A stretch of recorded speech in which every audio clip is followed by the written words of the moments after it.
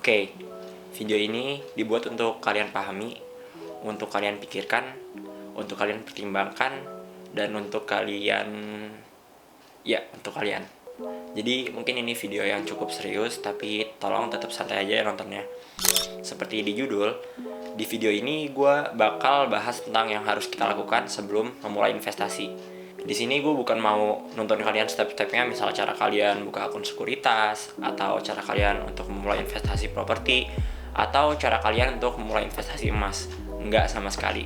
Tapi di sini gue akan membahas ke suatu hal yang menurut gue lebih krusial, yaitu tentang prinsip investasi dalam diri dan juga hukum agama dalam memulai investasi. Sorry banget, gue kurang tahu untuk selain Islam, jadi di sini gue bakal bahas tentang hukum dalam agama Islam. Gue usahakan video ini gue buat sesimpel mungkin dan semudah mungkin untuk kalian pahami ya. Oke deh, seperti biasa kita langsung masuk ke pembahasan. Awal gue terpikir untuk membuat video ini karena melihat banyaknya berita yang beredar tentang orang menjadi stres bahkan gila hanya karena uangnya habis ketika rugi investasi, entah itu di kripto ataupun di saham. Dan yang paling lucu menurut gue ketika ada seorang influencer, anggaplah influencer A, yang membuat konten nih tentang saham A yang menurutnya akan naik dalam beberapa hari ke depan, dan diikuti oleh sebagian orang yang menonton videonya. Namun saham tersebut ternyata turun, dan sebagian orang tersebut memaki-maki sang influencer A ini. Lucu banget gak sih? Nah, di video ini gue full hanya bisa mengingatkan kepada teman-teman semua untuk matangkan prinsip dalam diri terlebih dahulu. Ingat, jangan sekali-sekali memulai investasi karena sedang hype. Jangan sekali-sekali memulai investasi karena melihat banyak orang kaya karena investasi. Dan jangan sekali-sekali memulai investasi karena fear of missing out. Tapi mulailah investasi karena kebutuhan kita dan juga kemauan kita sendiri. Jangan nafsu bro. Luruskan terlebih dahulu niat utama kita dalam berinvestasi itu ya apa. Dan jawabannya hanya diri kita masing-masing yang tahu. Dan juga perlu diingat, jangan sekali-sekali memulai investasi dengan menggunakan uang darurat.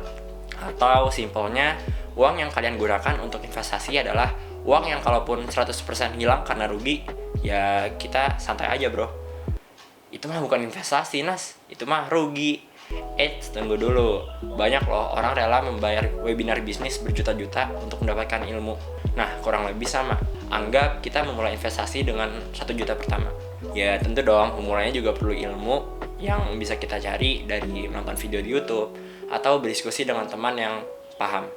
Menurut gue itu udah cukup kok. Nah, anggaplah 1 juta kita itu habis. Apakah kita rugi?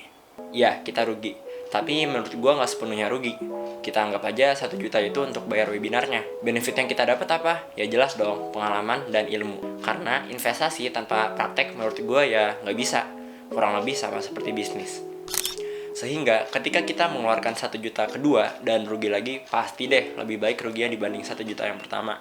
Intinya, pasti ada pelajaran yang bisa diambil dari suatu kejadian. Ya, tapi jangan rugi mulu, itu mah kitanya aja yang gak mau belajar. Oke, jadi jelas ya, secara umum sebenarnya dasar memulai investasi itu ya simpel aja, jangan nafsu. Kita lanjut deh, masuk ke pembahasan yang lebih krusial dan agak sensitif, yaitu tentang hukum dalam agama Islam. Please, gue di sini bukan ahli atau pakar atau apapun itu yang bisa menentukan ini halal itu haram. Enggak sama sekali. Terus kalau gitu ngapain lu buat video, Nas? Jadi gini, awalnya gue merasa bodo amat akan hal ini, tapi semakin kesini, semakin banyak konten kreator yang mengajak viewersnya untuk memulai investasi. Dituntun dari cara memulainya hingga ilmu yang sudah masuk ke tingkat yang serius. Apakah salah? Enggak sama sekali.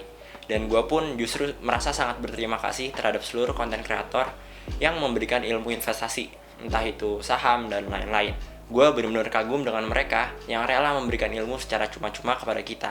Padahal cara mereka dapat ilmu tersebut mungkin harus merelakan jutaan rupiah kerugian. Lalu apa sih yang menjadi kekhawatiran gue ini? Kita harus ingat, tugas para influencer itu membantu orang yang sudah mau dan siap investasi agar mengurangi resiko kerugian. Dalam artian, para konten kreator tersebut ya sudah menganggap viewersnya atau kita udah deal dan paham dengan hukum investasi pada agama kita masing-masing. Nah, tugas gue di sini adalah sekadar mengingatkan kepada teman-teman semua, termasuk diri gue sendiri, sebelum kita terpengaruh oleh investasi yang menurut gue sangat menggiurkan, please banget deh, kita belajar dulu yuk hukumnya. Disclaimer dulu, di sini gue nggak bakal dan emang nggak mau ngomongin tentang halal dan haram. Karena balik lagi, gue bukan pakar ekonomi syariah yang udah berani buat nentuin ini halal, itu haram. Mungkin kemarin udah pada baca juga di caption video gue sebelumnya, yaitu salah satu hal terpenting yang harus kalian terapkan adalah jangan pernah sekali-sekali ngejudge halal dan haram cuma karena perkataan orang. Beda ya, bukan maksudnya jangan percaya sama omongan orang, tapi kalian harus inget deh dan pikirin baik-baik. Investasi itu berhubungan dengan uang, dan uang adalah dasar dari kehidupan. Uang tuh berhubungan sama seumur hidup kita, bro. Jadi coba deh pikirin, ini tuh bukan hal yang main-main. Lah Nas, Ustadz kan orang juga, berarti nggak boleh percaya sama Ustadz. Nah, nggak gitu juga. Yang gue tekenin di sini adalah jangan mudah memutuskan dari omongan orang. Simpelnya gini deh, gue jelasin ya.